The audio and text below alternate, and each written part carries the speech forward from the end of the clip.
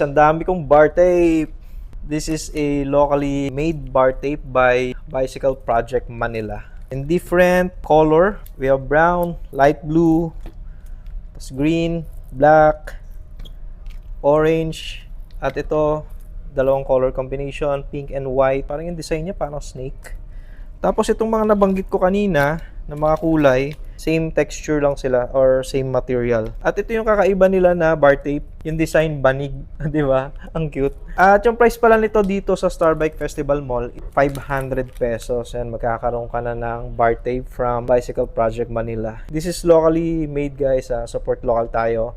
Check nyo dun sa Instagram kung paano nila to ginagawa. Ang galing nga eh. If you have question, message na lang kayo sa page ng Starbike Festival. Visit na rin kayo sa page ng Bicycle Project Manila. Meron silang FB page at Instagram. Yun lang. Akin na to.